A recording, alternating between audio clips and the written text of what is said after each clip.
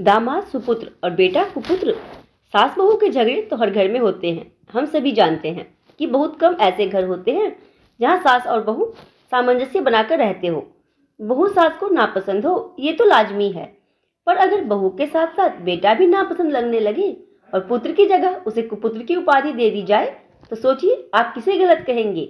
ऐसा ही कुछ उल्लेखित है इस कहानी में। कृपया इसे ध्यान से सुनिएगा और अपने विचार भी जरूर दीजिएगा। सुधा जी अधेड़ उम्र की महिला है, या हम कह सकते हैं एक परेशान सास है, जो शाम के वक्त पास के पार्क में बैठी कुछ सोच रही थी। तभी उनकी छोटी बहन माया जी आती है, जो सुधा जी के पड़ोस वाली सोसाइटी में रहती है, और पूछती है, क्या हुआ दीदी, ऐसे मुंह लटकाकर क्यों बैठी हो? फिर से तुम्हारी बहू ने कुछ कह दिया? अरे ना रे माया, उसके बारे में सोचकर मुझे अपना वक्त जाया नहीं करना। वो तो वैसे भी दूसरे घर की लड़की है, जो सीख के आई है वही करेगी ना। तो फिर क्या हुआ दीदी? मैं तो तुम्हारी बहन हूँ ना, मुझे बताओ तो तुम्हें हल्का महसूस होगा। यूं अपने मन को भारी किए क्यों बैठी हो भला? हाँ माया, मन तो मेरा बहुत भारी है। एक ही चिंता मुझे खाए जा रही है कि आखिर क्या कमी रह गई मेरी परवरिश में। क्यों मेरा बेटा ही आजकल मुझसे उखड़ा उखड़ा रहता है? शादी के पहले तक तो वो मेरे ही गुण गाता था, पर अब पूरे वक्त बीवी के पल्लू से बंधा रहता है। वो जैसा कहती है वैसा ही करता है। आज मैंने कहा, यश बेटा कुछ चटपटा खाने का मन है, समोसा ला दे, तो तुरंत बहू ने मना कर दिया और कहने लगी, नहीं, इससे आपको एसिडिटी हो जाएगी। वैसे तो उसे मेरी कोई चिंता नहीं होती, पर जरा सा कुछ कहूँ अपने बेटे से तो तुरंत बीच में कूद पड़ती है और ये चिंता का दिखावा करती है। पर दीदी ठीक ही तो कहा उसने, तुमने अगर समोसे खा लिए होते तो अभी अपने बिस्तर पर पड़ी रहती। तुम भी तो जानती हो ये तले भुने चीजें तुम्हें हजम नहीं होती। रहने दे माया, अब तू भी उसकी तरफदारी मत कर। मैं खूब जानती हूँ उसे।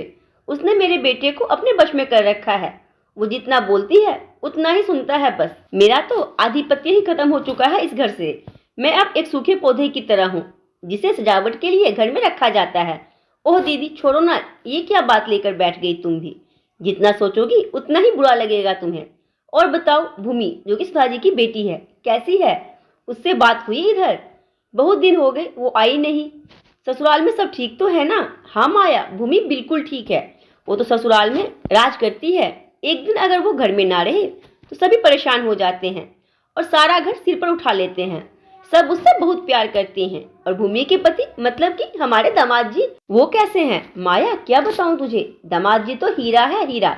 मैंने तो पहली नजर में देखते ही समझ लिया था कि हमारी भूमि के लिए इनसे बेहतर तो कोई ना होगा। क्यों दीदी, ऐसी क्या खास बात है दामाद जी में?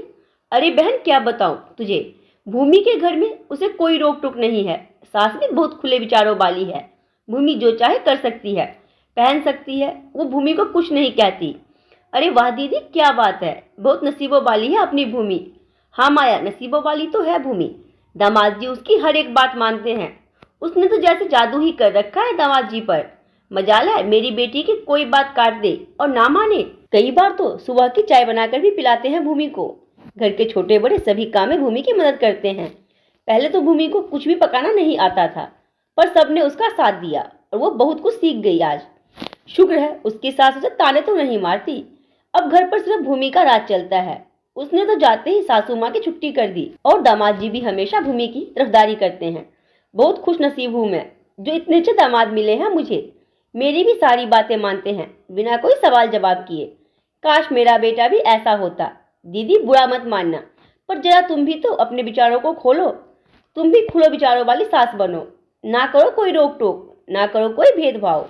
आखिर तू कहना क्या चाहती है माया? दीदी मैं तो बस यही कहना चाहती हूँ कि आपका बेटा भी हीरा ही है, पर आप उसे परख नहीं पाई। जो खूबियां आपने अपने दामाद ने बताई वही सब तो आपके बेटे में भी है। फर्क बस इतना है कि आपका दामाद ये सब कुछ आपकी बेटी के लिए कर रहा है और आपका बेटा ये सब कुछ किसी दूसरे की बेटी के लिए कर रहा है। आपकी बेटी खुश है तो आप खुश हो, पर आपका भी तो फर्ज बनता है ना कि आप दूसरों की बेटी को भी खुश रखो। अपनी बहू को भी भूमि की तरह ही समझो, फिर बेटा भी दामाद की तरह सुपुत्र ही नजर आएगा। माया जी की इन बातों ने सुधा जी को सोच में डाल दिया। सुधा जी ने क्या सोचा, क्या किया, ये तो हमें नहीं पता, पर आप क्या सोच रहे हैं इस कहानी के बारे में मुझे जरूर बताइएगा। और कहानी पसंद आई हो तो वीडियो को लाइक, चैनल सब्सक्राइब और वीडियो को शेयर करना ना भूलिएगा।